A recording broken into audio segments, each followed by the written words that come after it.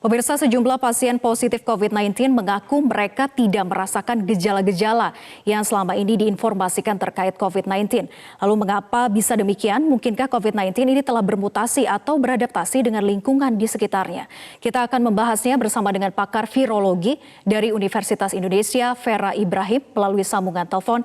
Selamat pagi, Dr. Vera. Ya, selamat pagi. Ya, kita sesama Vera nih, Dok. Ya. Dok, belakangan kita ketahui bahwa ada pasien positif yang tidak memiliki gejala awal apapun, tidak demam, flu, batuk, radang tenggorokan, apalagi pneumonia. Nah, apakah sebetulnya virus ini sudah bermutasi sehingga bisa saja tidak ada gejala tapi positif?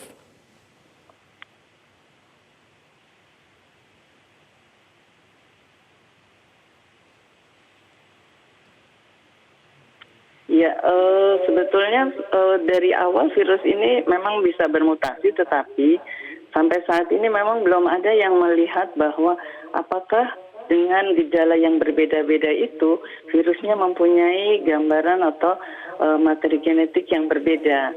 Tetapi virus ini memang bisa menyebabkan spektrum gejala yang sangat luas. Jadi mulai dari yang tanpa gejala, jadi asimptomatik, sampai yang dengan bergejala berat. Jadi yang tadi ada faktor-faktor yang bisa menyebabkan gejala berat seperti usia lanjut, kemudian ada penyakit-penyakit lain yang menyertainya. Jadi sebetulnya kalau berdasarkan analisis dari materi genetik virusnya, berbagai virus yang diisolasi dari penderita-penderita itu tidak memperlihatkan adanya gambaran khusus untuk masing-masing kelompok gejala gitu ya. Baik, jadi ada 3 tingkatan begitu ya, tanpa gejala, gejala ringan, sampai dengan yang bergejala berat. Iya, dapat dikatakan gitu, meskipun tidak ada batas gejala ringan, berat, dan tetapi gejala yang ringan bisa menjadi berat, itu tergantung perkembangan daripada penyakitnya. Baik, tentunya tanpa gejala ini menimbulkan kekhawatiran baru di tengah masyarakat. Lalu bagaimana sebetulnya kita sebagai masyarakat ini bisa menyadari sejak awal? Ya, untuk mengetahui bahwa dia positif apa tidak, memang tidak hanya dari gejala atau tanpa gejala, tetapi harus diperiksa bahwa dia memang positif apa tidak dengan metode yang sesuai ya. Yang sementara ini yang digunakan adalah yang bisa mengidentifikasi itu dengan metode molekuler. Nah, jadi kalau kita dites positif itu memang kita positif terinfeksi oleh virus SARS coronavirus 2 ini, penyebab penyakit COVID-19. Nah, tentu itu berpotensi untuk menjadi sumber penularan, menularkan yang lain. Tetapi apabila kita belum tes, nah tadi sebetulnya kita harus menerapkan tadi yang dianjurkan oleh pemerintah untuk tidak keluar rumah, tidak berinteraksi dengan ramai-ramai, itu tentu akan mempersempit atau menjaga supaya tidak terjadi penularan baik untuk diri sendiri atau kepada yang lain. Gitu. Ya, berbagai upaya preventif dilakukan, bahkan yang tanpa gejala disarankan untuk isolasi di rumah saja, tidak di rumah sakit. Apakah sebetulnya cara seperti ini sudah tepat, Dok? Ya, jadi yang tanpa gejala itu sebaiknya di rumah saja. Walaupun supaya dia positif tidak, ya, Dok? Ya, walaupun positif karena kan dia masih tanpa gejala. Nanti kalau seandainya dia bergejala, baru dia kemudian bisa menghubungi layanan fasilitas kesehatan untuk tindak lanjutnya. Jadi kalau yang tanpa gejala di rumah saja, kemudian dia ya tentu tadi hidup secara makan sehat, perilaku, pasti juga tadi menerapkan self isolation, bahwa dia cuci tangan supaya tidak menular ke yang juga orang yang sekitarnya di rumah. Nah, itu dia, Dok. Tapi kan tidak mudah untuk memastikan tidak menularkan kepada anggota keluarga lain.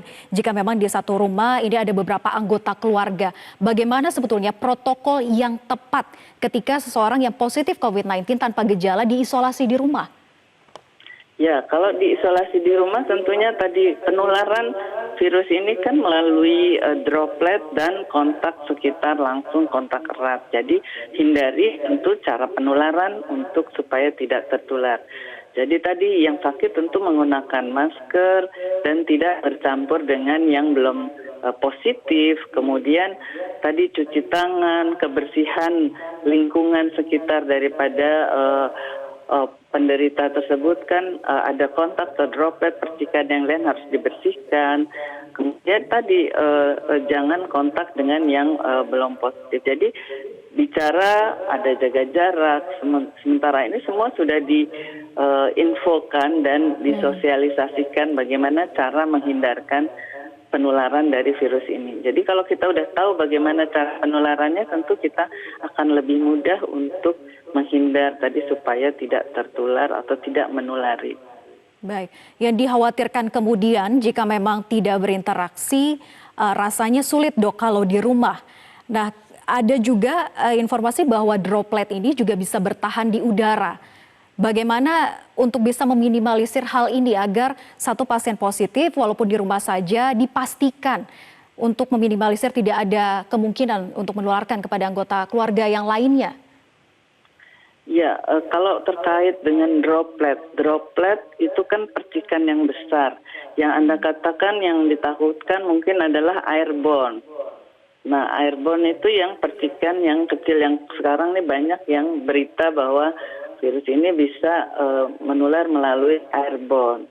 Nah, airborne itu diciptakan atau tercipta itu adalah merupakan partikel-partikel yang kecil yang kalau berdasarkan berita yang beredar yang ramai itu kan, nah itu biasanya akan terjadi atau aerosol yang kita sebut percikan kecil itu di tempat-tempat yang memang ada kegiatan yang bisa menimbulkan menimbulkan aerosol. Nah itu biasanya kegiatan adalah di rumah sakit karena ketika kita melakukan tindakan-tindakan pada pasien yang positif itu akan ada tindakan yang bisa menciptakan atau menghasilkan aerosol.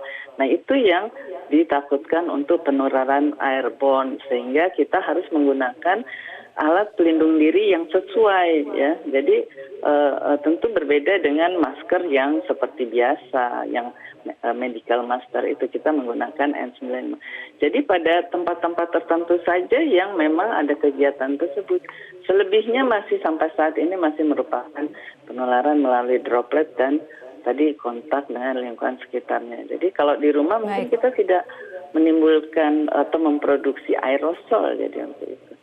Baik, ada yang mempertanyakan kemudian dok yang memeriksakan diri atau melakukan pengetesan baik itu rapid test, PCR, ketika memang kondisinya belum melalui masa karantina 14 hari.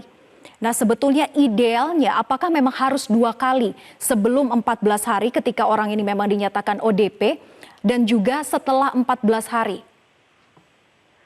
Menurut saya kriteria yang paling akhir adalah yang ketika diperiksa kemudian 14 hari kemudian dicek kembali. Saya rasa jadi 2 kali pengecekan dok?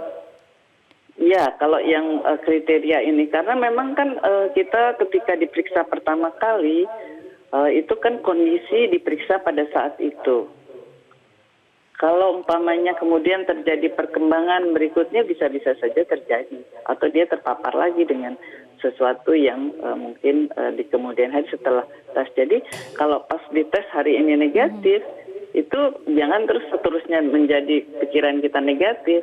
Ini kan dinamis, orang terinfeksi itu akan sesuai dengan tentu perjalanan daripada penyakitnya atau perjalanan dari orang itu sendiri terpapar atau tidak setelahnya gitu. Baik, nah jadi menurut Anda bahwa pasien ODP ataupun orang dalam pemantauan ya bukan pasien ini harus melakukan pengecekan 2 kali?